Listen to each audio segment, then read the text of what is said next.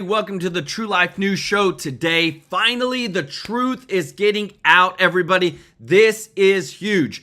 Donald Trump's DOJ, we have Kash Patel, Pam Bondi, and Dan Bongino are now investigating back into the Biden administration for the Supreme Court Dobbs decision that was leaked, as well as the White House cocaine incident that happened and just seemingly got brushed or swept under the rug. Not only that, Speaker Johnson just announced, guys, and this is big. Like, to me, this kind of makes sense. This is one of the biggest things that they could have ever have done, and I'm so glad that they did it, and I've got to give them credit for this. They actually put a provision in the big, beautiful bill that we just found out that would block any federal judge from issuing a nationwide injunction. Guys, this is huge.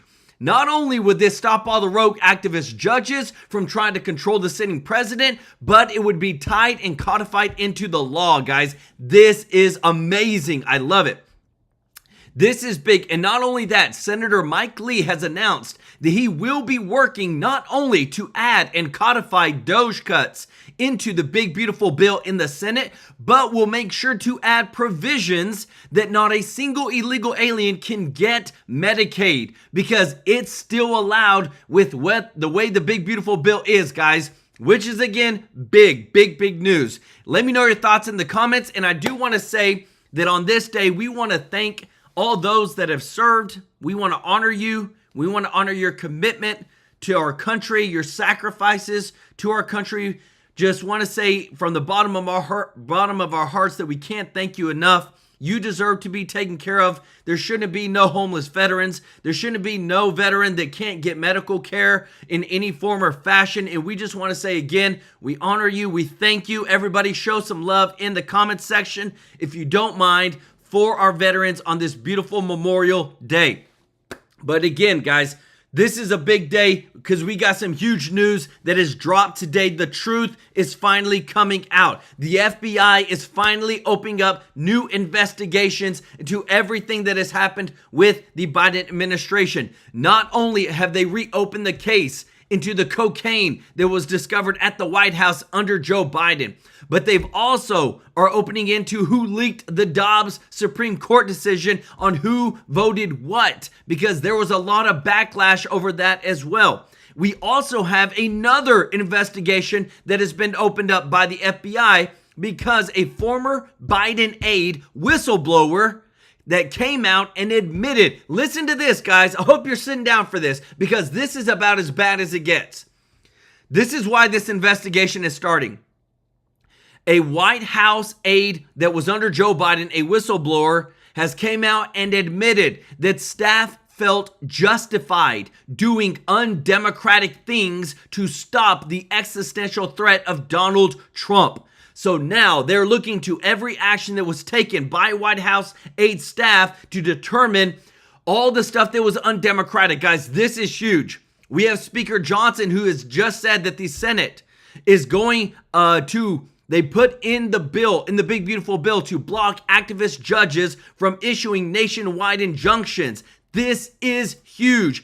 And Senator Mike Lee has announced again that they're going to add provisions so that illegal aliens cannot get Medicaid, and they're going to make sure that DOGE cuts are added in there to make sure that we're codifying what Elon Musk works so hard to do, guys. This is huge, huge news that dropped today, guys. We got all the receipts for you. I love it. I want to say thank you again to everybody who is watching, to all of our subscribers, to all of our viewers. Thank you so much for your support. We appreciate you very much. And if you're not subscribed, please consider hitting that subscribe button. We want to serve you every day with the top news. There is so much going on right now, guys, and we bust our butt to give you the best show, to make sure that whenever you get done watching us, you have gotten value out of watching us. We want to take care of you every day. So if you don't mind hitting that subscribe button and joining the True Life News family, I want to thank all the members of the channel. Remember, when you're a member or you give a super chat donation, we take this money and we donate live on stream every single month on the 22nd of every month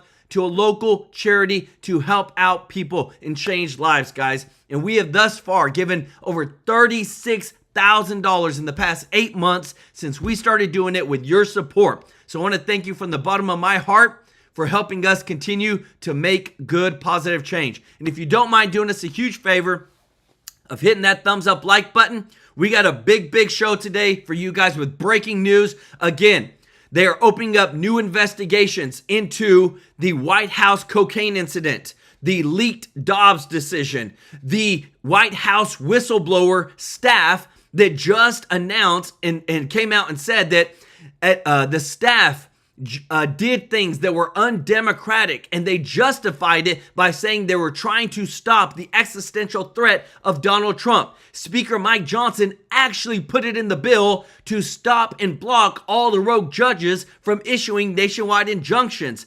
And Senator Mike Lee has announced he is going to add provisions to codify the DOGE cuts and to make sure that illegal aliens are not getting Medicaid. This is a big show, guys. Big news.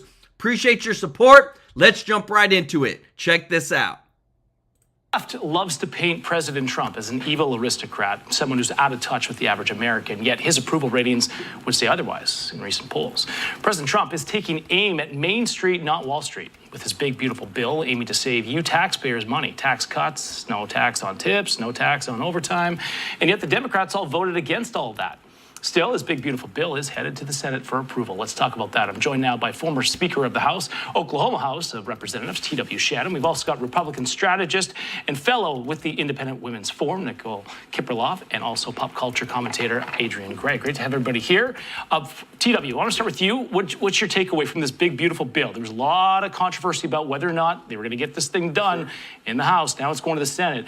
Do you think there's going to be some maybe Republican grandstanders that are going to try to hold this up? Well, I would say the first lesson is never underestimate a Speaker of the House. That's the first lesson for everybody here. But the second is, listen, don't underestimate Donald Trump. Once again, he has delivered not just for his party, but he delivered for the American people. As you mentioned, this is the largest tax cut in American history. The Democrats stood against it. This is an unprecedented removal of tax on tips, tax on overtime, as you mentioned in your opening. The Democrats were totally against it. And so, yeah, you're going to see some finagling for sure from the Senate. Senators always want to have their input, add some color, take some things away from the bill. But ultimately, you're going to see this bill get passed because it's what the American people want. It's what they voted for. And again, this is a president who's delivering on exactly what he said he was going to do when he got elected. Absolutely. House Speaker Johnson, he thinks this is going to get through. We've also got Senator Ron Johnson. He is also behind this as well.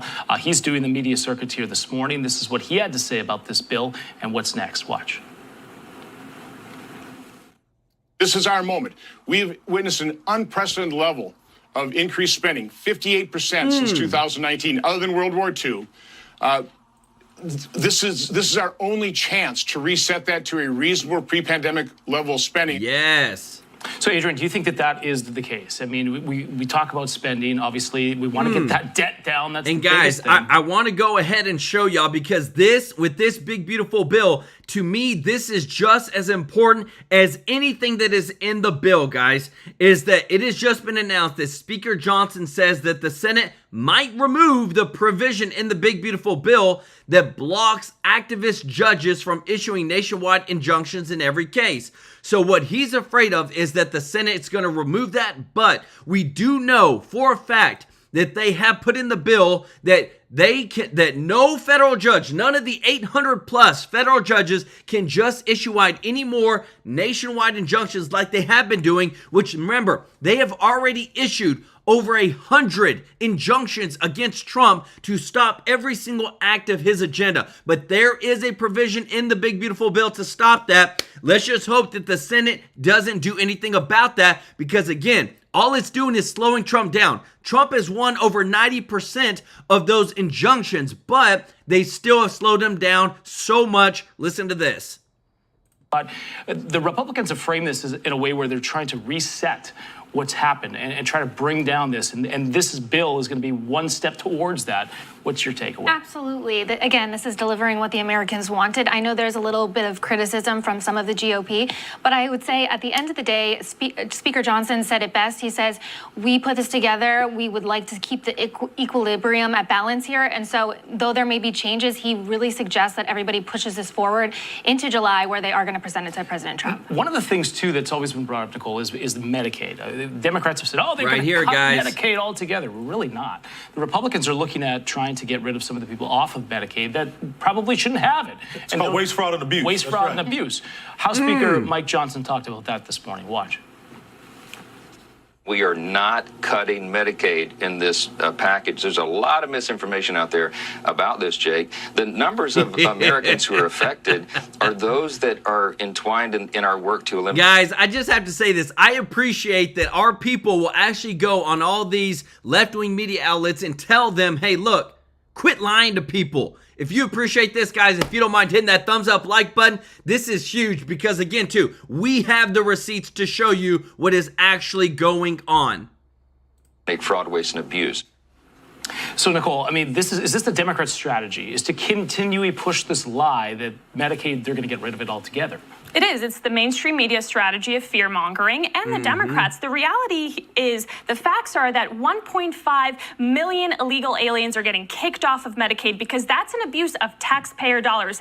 And Medicaid will no longer be funding hormone therapy and transgender surgeries for people who need gender-affirming care. That's another great example of waste, fraud, and abuse of American taxpayer dollars. Now, I know there were some negotiations because the original version of the bill banned minors from being funded by Medicaid, minors who identify as transgender. But this bill that was just passed in the House was so much better than that because there is no age restriction to not getting hormone and surgery covered by Medicaid, which is a major win for hardworking American taxpayer dollars. We don't want to see this abuse continue to be propagated on hardworking American taxpayer dollars. Guys, and again, remember, we bring the receipts, everybody, full context of what is actually going on. There was over $200 billion that was spent on illegals in the past 4 years on Medicaid.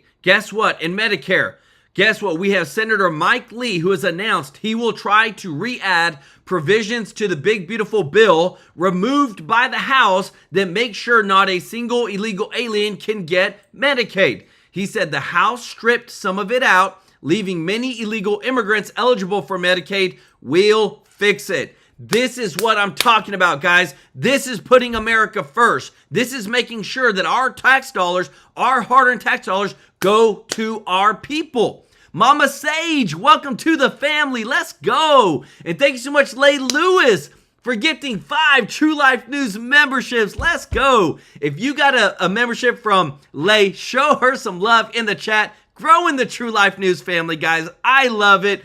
This is a big, beautiful day because, again, too, we're getting deeper and deeper with how much Trump is actually making a difference. Check this out. Democrats are going to have to vote with their party, but some of them could say, hey, you know, there's some wins here from the Republicans. If they wanted to unite the country, maybe that's an opportunity where they could say, hey, the Republicans are doing some good work here. Can you imagine being a part of a party, being a Democrat now, where a president presents everything you've been talking about for the last 25 years for working people, and you vote against it because of the personality of who's in the office of the White House? I think it's despicable, and I think the Democrats are going to continue to pay a price at the ballot box in 2026 because they just can't get out of their own way because of their partisan lens. Yeah, and you know what? Trump, he's always taken flack from the left-wing media, from the Democrats. Doesn't matter. He seems to be always their target. But our own Rob Schmidt, he was introduced to a New Yorker named Debbie, who shared this very personal and heartwarming story about the man who was our commander-in-chief. Watch this. Guys, this is beautiful. Yesterday we were out asking New Yorkers about the Tish James probe, doing a little interview right there by Grand Central in Manhattan, and we met a woman named Debbie, who's been living in New York for 50 years. And this woman blasted Tish James, said she loves Trump, says Trump saved her life one night in New York long before he was president, back in the Apprentice days. Told us quite a story. Take a listen. Trump saved my life, literally. My dad and my mom passed at the same time. I was in a bad place. I was going towards the Brooklyn Bridge. Don't ask me why, but I was. Donald Trump was standing on 97th Street in Broadway. He was at a friend's birthday party. And when he saw me coming past, I was hysterical in tears. And he gently grabbed my arm. He was like, whoa, wait a minute, are you okay? And he said, well, I don't know what you're gonna do right now, but whatever it is, forget about it. Take it out of your head. Your mom and dad wouldn't want that. And he talked to me till I forgot all about what I was gonna do. So he said, let me pray for you. So when I went to get my keys out of my pocket, and I opened my hand, he had placed a folded up, real small, folded up $100 bill in my hand. I framed it, literally, and this is a true story. He saved my life. Yeah, he did. So anybody that has anything bad to say about Trump, dead it, because he's a good man. Guys.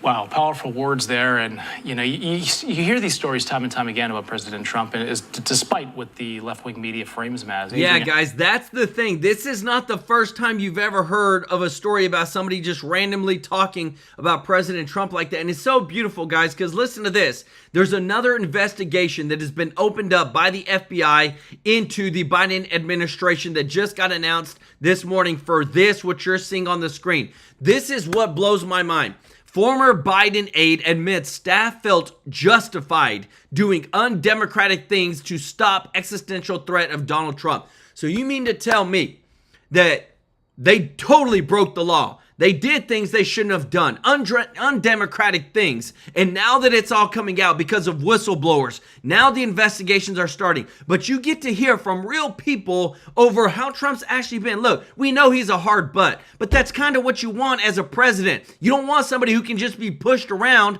especially by other dictators in the world. But when you see the real stories, when you see what the whistleblowers are coming out and saying, and we're seeing the truth, it's all coming out. That's when you know that the Democratic Party is done and common sense is winning and MAGA is winning. Let me know your thoughts in the comments. I know you spent a lot of time in D.C. You've met him a few times. Yes. Is there a story that you have to share? Yeah, I'm around him frequently, and what I will say is he treats everyone with so much respect. He's the busiest man in the world, but he will stop on the golf course, he'll stop at his club and talk to you for 10 minutes, whether it's about the club, whether it's about your day. He shows interest. So I've seen him win over so many people in person with my own eyes. It's what he does best. One of the things, too, Greg Kelly's been talking about here on Newsmax is General Milley had that story that Trump was upset about one of the wounded veterans that was spoke or sang in front of President Trump in his first term. And he's debunked that, Greg Kelly. He said that because General Milley said that, oh, he didn't want him there because, but that wasn't true. And in fact, when you play the video out longer, he actually goes up and embraces him, hugs his wife, hugs his family. They don't really like to humanize President Trump very often on the left, do they? No, again, all of this misinformation about who he is as a person. It reminds me actually of the 13 service members, the families of the 13 service members who tragically lost their lives in Biden's disastrous withdrawal from Afghanistan. President Trump was the only person who reached out to these families. He went to all of the memorials. He was supporting the families when it really should have been Biden and Kamala Harris who never reached out to them. But the mainstream media will never cover that. And I think, look, John, the biggest indication of how incredible of a person President Trump is look at how much he sacrificed to do this. Look at what he put his entire family through. His young son, Barron Trump, is going to need security, heightened security for the rest of his life because of everything that they've put this president through. And he didn't have to be doing this. He could be relaxing right now and continuing with his businesses and making a ton of money, but he gave all of that up because he loves this country and he feels that he has this calling from God to help the American people, which I think is the biggest indication of how good of a heart he has. He's definitely putting his Make America Great Again mandate in place, despite everyone trying to push back against him. And guys, again, it's what I love is that you continue to see Trump, and what I love is that no matter what, forward facing, make America great again, put America first, and look what's happening, because he knows justice will come. There is so much dirt on what has happened with the Biden administration. It is ridiculous because, again, too, guys, regardless if Biden was Democratic, was a Democrat, he's still the president of the United States, and I don't want any president of the United States looking like what happened whenever he was president. But now the FBI has officially reopened the investigation into cocaine discovered at the Biden White House. Guys, everything is coming out and everything's going to be revealed, because it's not just with that. We also have it, check this out, where, remember the Dobbs decision on the Roe v. Wade and all this stuff that happened? Well, guess what? The FBI has announced new probes into the Dobbs Supreme Court leak, because they want to hold everybody accountable. The people that leaked the information, that lied, that tried to expose people so that they could get potentially hurt in some form or fashion, they're going to be held accountable. Let me know your thoughts in the comments. If you appreciate this, guys, if you don't mind hitting that thumbs up like button, thank you so much for your support, because again, we're digging deeper and deeper and deeper into what's going to happen next. And I love it because we have some pit bulls, guys, in the Senate that are not afraid to stand up and say, this has to be done. Check this out. The fiscal, both the fiscal and the monetary side of this. What is going to be, you know, what are these deficits, and then how they're going to be financed? And you've seen right now the market kind of puking all over them. Number one, I think we can get over this if there was just better definitions of things, and people went around and started to actually say, no, here are the numbers. Here's what we're getting from tariffs. Here's what we're getting from DOGE. Elon Musk is up on Capitol Hill, but it was not for, just been informed it was not for anything with DOGE, because he's not up there with the big entourage. He's actually there as in his capacity as CEO of his new AI company. Remember, they spun off the AI aspects, I think, of Tesla and merged it into his other AI entity. And he's one of the big four. He's one of the four horsemen in artificial intelligence. You heard Max Tegmark today talk about that before we went over to Catholic University for that panel.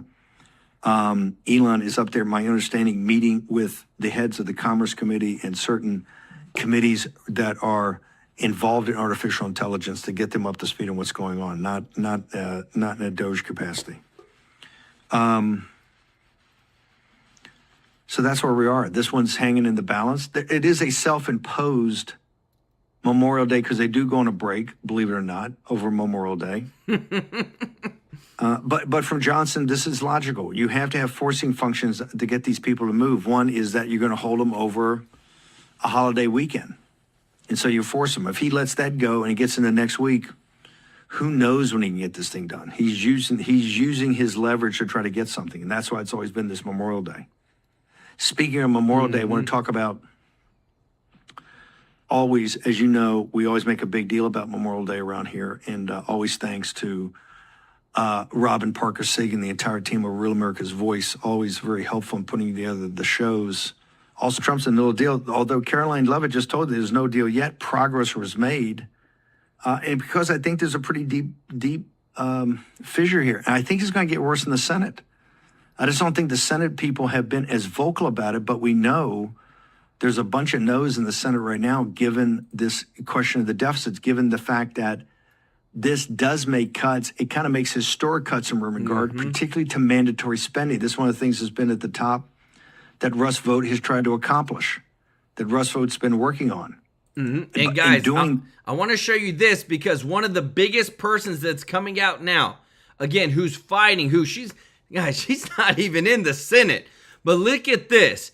Representative Marjorie Taylor Greene has called on Congress to immediately pass the DOGE spending cuts into law. No more waiting. She's pushing big time on the Senate. Everything that we're seeing, guys, is getting really deep into actually making the cuts that Trump wanted to happen with Elon Musk. Remember, if we don't cut out the fraud, waste, and abuse, we might never get another chance. And that's why more and more people are saying, hey, come out, codify the DOGE cuts, codify the DOGE cuts. If this doesn't happen, guys, we could be in for a real big problem, because the spending will not be reduced by Congress. Let me tell you this.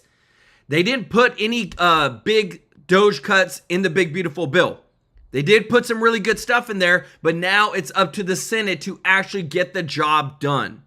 That there's maybe not as many cuts in the first couple of years. And that's why if you read the Zero Hedge article, if you read some of these other articles, you're not going from that 6.5% of budget deficit to GDP down to 3.5%. There's not an arc right now. It looks like it may be even flat and maybe even go up. Now, one of the reasons I think that is that the models they're using, I could be wrong, but I don't think I'm wrong, do not incorporate all economic reality. Number one, I don't think they fully account for tariffs and the External Revenue Service and the cash that's coming in. One thing we do know, it's not going to be $1 trillion of DOGE cuts and waste, fraud, and abuse. That is not going to happen. It's going to be something, but it's not going to be that number. And it's not going to be $1 trillion of tariffs. of what was first proposed. That's not going to happen, but it's going to be something. It could be $100 billion, it could be a couple $100 billion. In this regard, every $1 billion helps.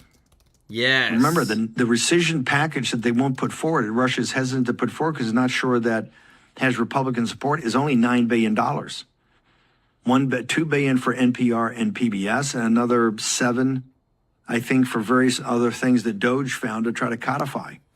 And there's not enough support right now for that, my understanding is. That's why it's not coming forward. Everybody's focused on the reconciliation, but the Senate passed the no tax on tips yesterday outside the reconciliation package, 100-0. That you don't never think economic happens. populism is, if people are getting on board for it, when all of them, how many times they don't even vote for post offices names at 100-0. Everybody. And again, too, some of this news is just so good, guys. I can't just wait to show you. I just love to bring the full context of what Trump is trying to do. It's all about the working class. It's all about putting Americans, middle class, regular people first. Look what he just posted today. Trump said, I'm considering taking $3 billion of grant money away from a very anti-Semitic Harvard and giving it to trade schools all across our land. What a great investment that would be for the USA and so badly needed. We're talking about electricians. We're talking about welders. We're talking about plumbers, guys. This is what American people want to see, is Trump actually caring about the average person in America. And just like, look, he says things, he doesn't say it by chance. The grant money that Harvard gets is, you're talking about billions of dollars. $3 billion to trade schools, you're talking about really upping the average middle class person, being able to help average people out who don't choose to go to college. And this is, again, just one more reason why Trump is winning in America, because it's not just about what the Democrats are saying. Oh, college, bail out the college. Think about it. Biden was all about bailing out the kids that got college student loans, and most of them didn't even get a degree. Trump is coming out and saying, you know what? Let's give it to people that go to trade schools. Let's give it to average people. That is an American president. It's a president for everybody, guys. Let me know your thoughts in the comments. He wants to climb on to show working class people, hey, I'm with you.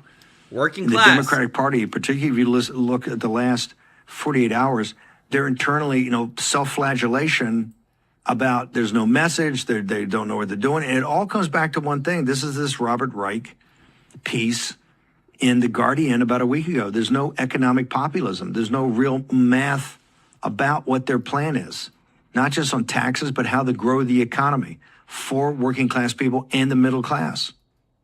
There's nothing. You got, as I say, Ro Khanna, but he's kind of a voice in the wilderness. And he ain't doing primetime MSNBC as their ratings collapse, because all it is that they define themselves in their hatred of Trump. Trump doesn't define himself by the Democratic Party. He defines himself by what's good for America. Yes. What's good for America. And then he explains it. And I think that's what you're going to see in the big, beautiful bill. I think you'll see a lot of definition on all of this in the next 24 to 48 hours. Another historic day, another historic week. President Trump making it happen. I'm kind of surprised he's not having guys into the Oval to have, take a few questions or disintermediate the media. Short commercial break. Guys, let me tell you this. And what I'm about to show you next, guys, is probably one of the most important things that is ever going to be done by this Congress. And I'm telling you, if this doesn't get passed, I can tell you half of Trump's agenda will not get passed. What you're about to see is so important. This is why we got to get behind letting every one of our representatives know that, hey, we want this coming from the Senate. Lay Lewis, thank you so much for the super chat. Let's go. Said, hey, Joel, happy holiday. This is day 4 in the bed today due to multiple sclerosis, but won't miss the news. Thank you for all you do. Lay, God bless you. Y'all show Lay some love in the chat. We hope you feel better, Lay. Thank you so much for being with us. So check this out, guys. There's actually a provision in the bill that keeps rogue judges from doing what they've been doing for the past 4 months, which is issuing TROs, temporary restraining orders, against the sitting president's agenda. This would block every single one of them so that they cannot just come in and control a sitting president. Listen to what Mike Johnson has to say about this. Before I let you go, I want to ask you about another provision that was tucked into this bill. Democrats say it is weakening separation of powers and punishing the courts. It's a specific provision that would restrict a federal court's power to enforce injunctions with contempt unless there is a bond attached to it. Sounds really weedy, but it's causing a lot of outcry. If this might get stripped out in the Senate anyway, why did you bother to stick it in? Well, we bothered to stick it in because that's our responsibility in Congress. It is about separation of powers. And right now you have activist judges, a handful of them around the country, who are abusing that power. They're issuing these nationwide injunctions. They're engaging in political acts from the bench. And that is not what our system is intended for. And people have lost their faith in our system of justice. We have to restore it. And bringing about a simple reform like that is something that I think everybody should applaud. Guys, because again, remember, these activist judges are actually putting restraining orders and having Trump, the whole foreign policy issues of deporting criminal illegal aliens. And now, with this new provision in the big, beautiful bill, they won't be able to do that. And what you're going to hear from, guys, again, one of Trump's biggest pit bulls that's getting so much done. Our Treasury Secretary, Scott Bessent, is about to go over like some big stuff, and I'm going to break it down for you in just a moment. It's super, super important that you see all of this. If you appreciate this, guys, if you don't mind hitting that thumbs up like button, thank you so much for your support. Check this out. On the big, beautiful bill, it passed in the House, but it only passed by a single vote. And some suggest that now's the hard part.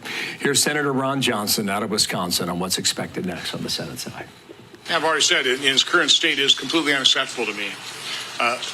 What was not even brought up in the House debate are the numbers we ought to be considering. The president said that he wants this passed ASAP. Are you worried that he's going to be upset at the Senate? I couldn't care less if he's upset. I'm concerned about my children, my grandchildren, and the fact that we are stealing from them. As you listen to that, it's going to be a battle. How much change can the president accept on the Senate revision? Well, I think we're going to see. The House had been working on their bill for a year, and I know the Senate, led by Leader Thune, is going to take this up immediately. And I'm not expecting that there's going to have to be that much change. And I respect Senator Johnson's position that we do have to get our finances in order, and that's a combination of controlling spending but also growing the economy.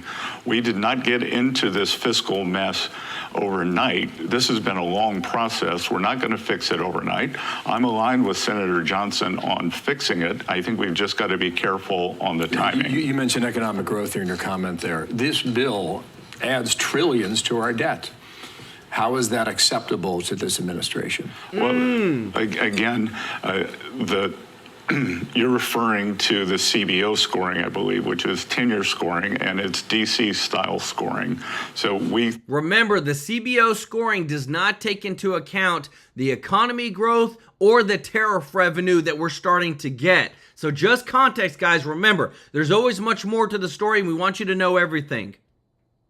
Think that we can both grow the economy and control the debt. And what's important, Bill, is that the economy grows faster than the debt. So what I would tell your viewers to focus on is what I'm focused on, is what Secretary Yellen was focused on, is what is the total debt to GDP? Because we can grow our way out of this.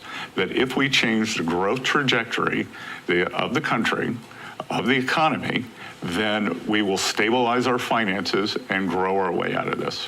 On the tariffs that you mentioned, you had a lot of discussions in Canada. Japan was a part of that. You've talked about Japan a lot. If the Japanese is not the next country to do a deal, who is?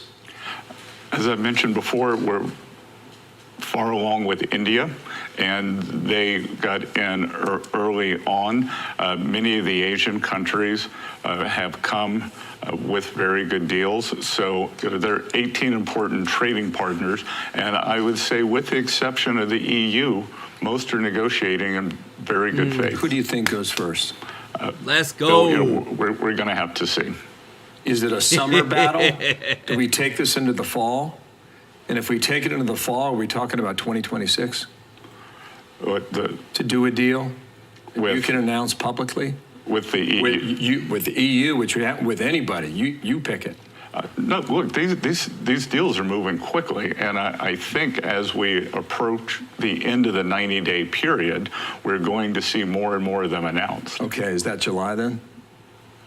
I think that's... That's good stuff. I want to show you this because the EU, I'm telling you, everybody is buckling at the feet of the United States now. And this right here is a perfect example, guys. When every single person, the Democrats and Rhino, said the tariffs won't work, we shouldn't do them, we need to have free, fair trade, don't try to do any of this. No. Free, fair trade is reciprocal tariffs. You tariff us 10%, we're going to tariff you 10%. But look at this, guys. If this is not the most perfect example that Trump, as a businessman, knows what the heck he's doing, you let me know. Look at this. He said, I received a call today from Ursula von der Leyen, President of the European Commission, requesting an extension on the June 1st deadline on the 50% tariff with respect to trade in the European Union.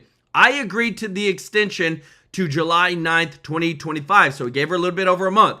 It was my privilege to do so. The Commission President said that talks will begin rapidly. Thank you for your attention to this matter.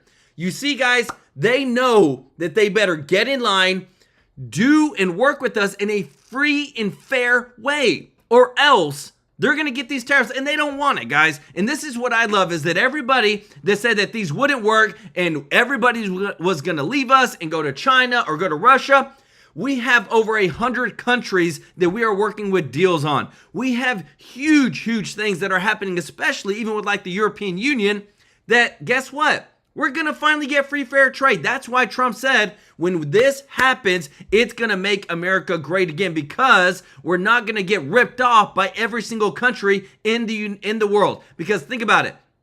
If tariffs didn't work, then why do everybody have tariffs on us? Why does everybody have tariffs on the United States, but we can't have tariffs back on them if they didn't work? Let me know your thoughts in the comments. That's the 90 days. Okay, so we will look for that then. On DOGE, you announced yesterday that Sam Korkis will stick with you as the new information officer at Treasury. The reason why this is important is because 2 months ago, you sent this on X. You said IRS modernization is 30 years behind schedule, $15 billion over budget, relying on outdated technology. We're working hard to make it more efficient. Guys, if this isn't a picture of why the federal government sucks at everything when it comes to actually doing a good job, is because there's nobody to hold them accountable. There's nobody to actually make sure that they're spending our money wisely. Look at this. Our Treasury Secretary said that we're 30 years behind schedule on IRS modernization. $15 billion over budget. Are you kidding me? You could have given this to a private sector business. They would have had it done in 2 to 3 years and spent probably $500 million, if that's where they're at right now, guys. That's so stunning when you think about that from March 21st. How long before the IRS is in the year 2025 then? Well, we got to get them into the 21st century first, because this modernization project, I believe, started before Sam was born. I believe the project started in 1990. I think it spent about $48 billion and is running on a programming language from when you and I were in college. So I think we can have this done by the end of the president's term, and along the way make substantial improvements. You know, if we were to look, the IRS makes about as many payments as a mid-sized U.S. bank. A mid-sized U.S. bank does it with 10% of the people and with 10% of the cost. So my priorities at the IRS are collections, privacy, and customer service. And I think that this modernization that we're doing in the IT stack is going to increase all three. So the point on that then would be, even though DOGE is not in the headlines, DOGE is not dead. Well, the point, Bill, is that this DOGE effort is one of the most important efforts of my lifetime. And what I am committed to doing is not letting the bureaucracy slow it down too much. That Elon Musk is one of the premier, or probably the premier businessman of this generation. He launched this thing, or launch this cost-cutting program. And if we go back to Senator Johnson, that we need to get the cost under control, but we need to get government efficiency under control. Yes. We need to make the government work better for the American people. And at Treasury, we are committed to doing that with the IRS. Okay, so we'll see where that goes. I got about 30 seconds left. The penny will cease production next year. You have said the dime is still profitable, which was a comment that really struck me. But the nickel is not. Would you phase out the nickel next? Bill, I think we can retool the nickel and change the composition of the alloys so that a nickel is worth a nickel, because the penny, I think, was costing us 3.6 cents to make, which even in Washington math isn't a good deal. I get it. Thank you for your time. Guys, this is really, really big stuff, guys. Everything that I'm about to show you next, we're diving deeper and deeper into what is actually happening with our money. As an independent financial advisor, sorry, guys, I stand by these promises. Stop. Sorry. We're diving deeper and deeper into what is happening with our taxpayer dollars. And I just got to give some love to our boy Elon Musk, who said, I want no pay, no awards, no recognition or fancy title. I just want America to reach greater heights. And because of our dang Republicans, they didn't even codify not one DOGE cut that Elon Musk and them found and have helped to stop the fraud, waste, and abuse. But what I love is that even though we haven't codified them yet, there are senators that, like Senator Mike Lee, that are working extremely hard to say they want to codify the DOGE cuts, put them in the big, beautiful bill, so that way we can not keep wasting our money. Because what you're about to hear next, guys, is again going back to the USAID. Marco Rubio states explicitly how we have been literally paying our taxpayer dollars have been used against ourselves to corrupt and destroy our own government and pay lobbyists to keep destroying America. You can't make this stuff up, but this is what's actually going on in Congress under oath and us finding the truth out. This is the truth all coming out. Listen to this. Secretary Rubio, first off, I'm proud to have voted for you. I wish you were in the Senate, but I'm proud that you're Secretary of State, and I can tell you, Floridians are very proud of you. As you know, Miami-Dade, finally, for the first time in history, is now more Republican than Democrat. I'm sure they looked at you and saw all the success you've had, so one of the reasons it happened. Can you talk about what you're trying to accomplish with your reorganization and how that's going to improve national security? Well, ultimately, the goal of reorganization is to make the put State Department at the center of our foreign policy, which people will look at and say, well, how, isn't that what it's always been? But it actually had lost that role. And one of the reasons why it had lost its role is inability to deliver quickly. In essence, the inability to deliver quickly on whatever policymakers determined they wanted them to do. And there were structural reasons for that and the like. The other thing is that we are now in an era that requires, I think every era has required this, but now more than ever, a foreign policy that's cohesive, where all the elements of national power, including soft power, which has been talked about here today with foreign aid, but also the hard work of diplomacy, of understanding that sometimes when you're dealing with another nation state, they're not going to behave the way you would want your country to behave, but it's in our national interest to have a relationship with them and be able to influence discrete decisions that they make on one topic or another. And all of this has to be coordinated. And that wasn't happening. We had functional bureaus that were basically in charge of some human rights issue. And then we had an embassy. And oftentimes when you would travel abroad, you would find that our embassy and or our regional bureau and our functional bureau were at odds with one another. Because the functional bureau was pushing one agenda, the embassy was pushing another. And this was also true with USAID. By the way, this idea that USAID got along well with the State Department is false. And embassy after embassy, during my time in Oversight, you would hear complaints about how USAID was funding programs that State Department had no insight into and in many ways contradicted what the State Department was driving at the embassy level. So you hear that, guys? The USAID, which was essentially the Democratic slush fund, was funding agendas and pushing towards things that were going strictly against what the State Department was doing.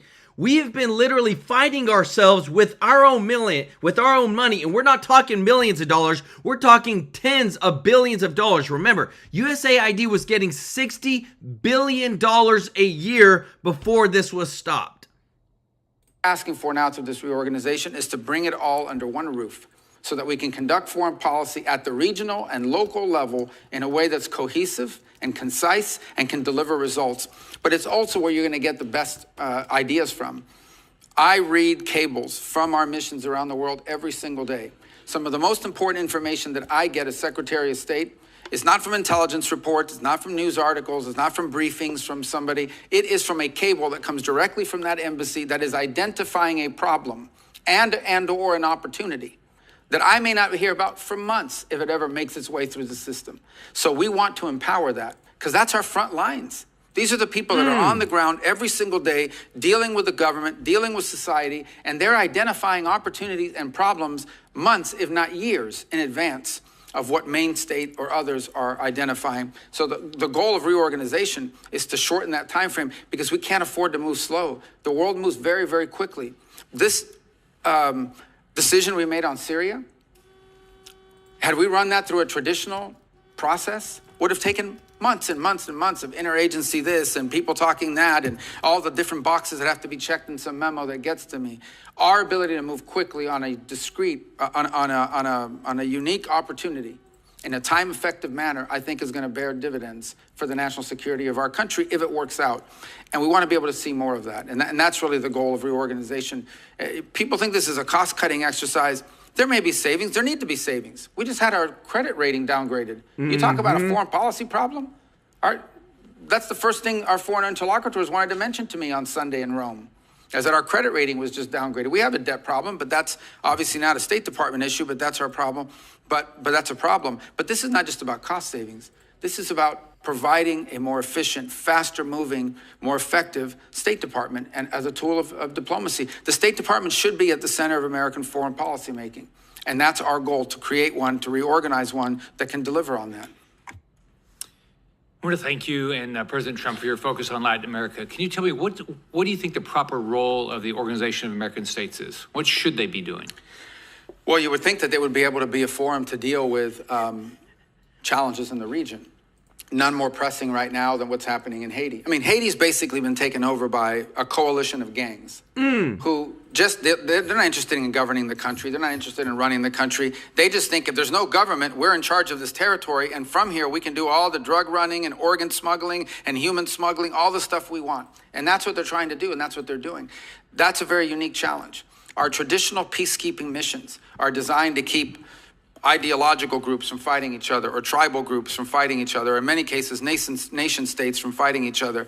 But that traditional approach is not going to solve this very unique challenge. It is a country basically taken over by 25 to 30,000 individuals who are members of criminal gangs who simply want to control territory so they can hijack trucks, steal and or charge exorbitant fees for fuel to move across the country, kidnap people and traffic in humans, traffic in drugs across the border into the Dominican Republic and through sea-bound lanes.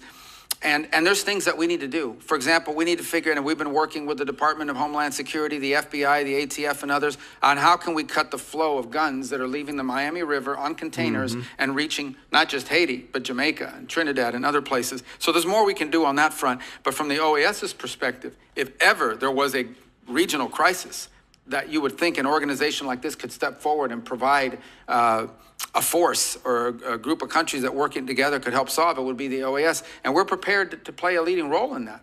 But we do need buy-in from other partners in the region who are as affected, if not more so, by what's happening there. And guys, again, when it comes to, like, this is, like, Trump put this out today, and I want to show you this because this all ties into it. Everything that we've been doing. There is so much influence that the United States has been doing in other countries when it comes to elections and things that we should never have been into. Other countries have gotten mad, and exactly whenever Biden opened up the borders, they sent their criminal illegal aliens here. No doubt. We've seen it. We've caught them. We've all understood it. Trump came out today and said Happy Memorial Day to all, including the scum that spent the last 4 years trying to destroy our country through warped radical left minds who allowed 21 million people to illegally enter our country, many of them being criminals, and the mentally insane through an open border that only an incompetent president would approve, and through judges who are on a mission to keep murderers, drug dealers, rapists, gang members, and release prisoners from all over the world.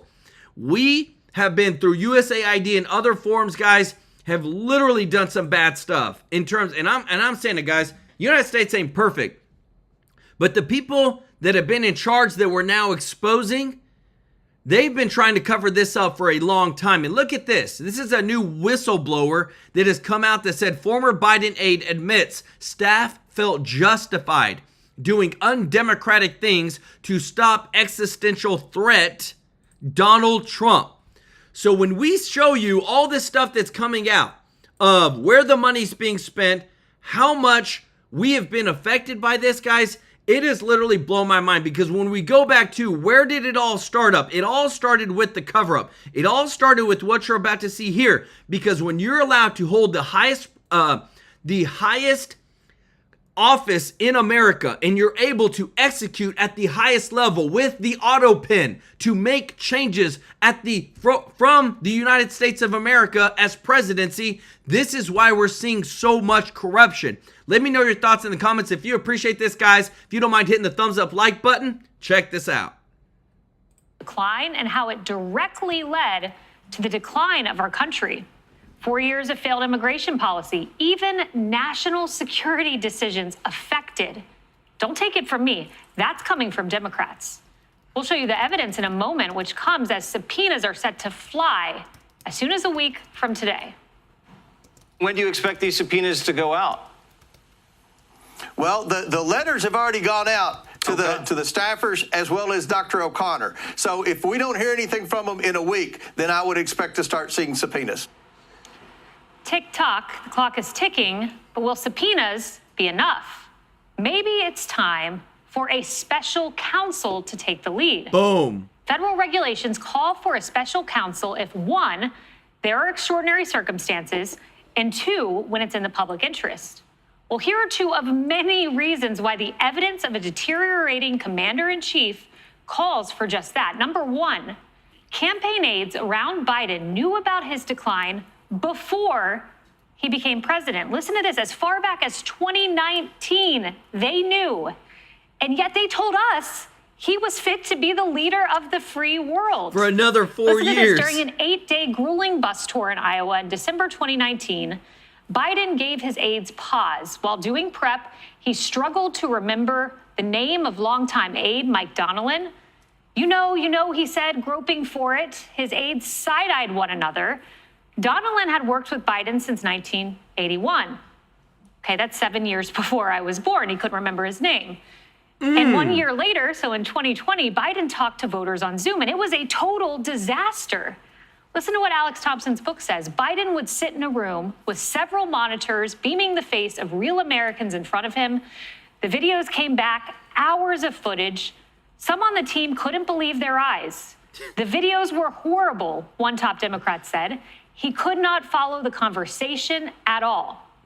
I could not believe it, said a second Democrat. It was like a different person. It was like watching grandpa who should not be driving. Wow. That is from before he became president. So what was the press? The all-encompassing, all-asking, all-inquiring press. What were they doing in 2020? Guys, I'll tell you what they weren't doing, which we're finally doing now, which is this right here, the FBI to reopen the investigation into the cocaine incident discovered at the Biden White House. They're going after all of them, guys. Let me know your thoughts in the comments, because again, too, this is transparency. How could they find cocaine at the White House and not bring any investigation or any news about it? And this is again too, because we know somebody who's the picture on there who's previously done it and was known for doing it. But what I'm happy about is that we're finally seeing the FBI do some dang work in opening these investigations. Now we need to see charges, and we need to see people actually be convicted over this crazy stuff that happened, guys, that they thought they were above the law, elitists, who they couldn't be touched. Well, guess what? We need justice in America to get back to common sense and do what is right. I remember. On Walter Reed, the president in November said he went to Walter Reed to begin his physical. He said he was there this week. He said he was there to complete his physical. In fact, your predecessor said the same back then, that it was to begin it. So which one was it when the president went to Walter Reed? The president did his physical in 2 parts. These are very extensive when you're doing a presidential physical, and he used the 2 visits to Walter Reed to complete the physical in 2 stops. Again, the media is engaging in conspiracy theories about the president's health. President, no, just to be clear, Kayla, you said he did it in 2 stops, Yes. but he said he completed it. This week he said he was there to complete it. You're saying that's not true. So his statement Yes, this week, next question. I'm not engaging in conspiracy theories anymore. It's not Yes. conspiracy theory. I'm just asking if he was correct. Go ahead. Well, isn't that rich? The press was focused on concocting conspiracy theories about President Trump's health, asking me about it, instead of probing the conspiracy happening in plain sight, the one with President Biden, where a cadre of Democrats told us that President Biden was fit to be commander-in-chief. The press committed journalistic malpractice, plain and simple. They bought the narrative being spun by a small group of high-level aides engaged in the cover-up. And remember, quote, 5 people were running the country. Joe Biden was at best a senior member of the board. Which leads me to the second reason for a special counsel. Did Biden's mental health decline have a tangible effect on policy? Did his mental acuity affect your life? The limited information we have so far suggests yes. At an immigration event in June of 2022, President Biden, quote, had some sort of glitch. He appeared to forget the name of DHS Secretary Alejandro Mayorkas, according to that book I mentioned. Wow. And for 3 seconds, he was mumbling incoherently, alarmingly. Now listen to this Democratic Senator, Michael Bennet, who was sitting in the front row of the event. He, quote, considered what Biden's age likely meant when it came to the issue of immigration, and had come to believe that Biden's inability to mediate between the people and his administration had led to an incoherent overall position on the issue. We're in trouble, the Democratic senator remarked upon returning to his office. And we were in trouble. 11 million people got into the country. In fact, according to a senior Biden administration official, there was a day one plan to crack down on the southern border. Wouldn't that have been nice? But the plan just disappeared. Wow. And instead, illegal immigrants were released into the interior. Well, guys, did you hear that? On day one, Biden had a plan to crack down on the border, and then it just disappeared. Again, this gives credence to what did Trump say? That he doesn't believe that Biden was actually the one who made the call, that he was so in a cognitive decline that other people were making the call about the border and letting the invasion happen, and that the Biden from that we've known this entire time as a senator would never have allowed that. Again, the facts, the truth is coming out, and this is just one more thing, guys. We have got to find all these people that hijacked the presidency. We've got to hold them in contempt. They need to be justice needs to be served, and I'm telling you, I feel like need to be arrested and charged because they 100% took advantage. The Democratic Party needs to answer for all of this. Let me know your thoughts in the comments. where did that plan go? Quote, one cabinet secretary believed that Biden's limitations had given his aides more power to steer the administration. If you had a 20-year younger Joe Biden, I think he would have been more on top of the issue and what was going on. The cabinet secretary said we could have used the 20-year younger Joe Biden or a different president entirely. Now, fast forward to the fall of 2023. Another Democrat, this time chairman of the Senate Select Committee on Intelligence, Senator Mark Warner, took a call from the president. He wanted to express his concerns about Biden's decision to release 11 detainees from Guantanamo Bay. Quote, when the call ended, he had a brand new worry. Biden seemed oblivious to concerns that Warner thought were rather obvious. The president was clearly not up to speed on this. Warner wondered how much of this was related to the president's aging issues, which he felt were becoming visibly apparent to anyone watching. Immigration, releasing prisoners from Guantanamo Bay. These are serious issues, and yet Democrats, elected Democrats, question whether Biden's acuity affected those issues that affected you. And this is just the tip of the iceberg. What happened in the Situation Room? How about the Oval Office when just a few people were in the room?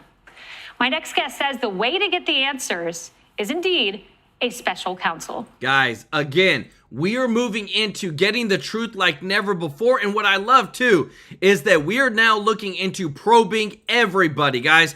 FBI announces, this is from Reuters, FBI announces new probes into Dobbs Supreme Court leak and the White House cocaine incident.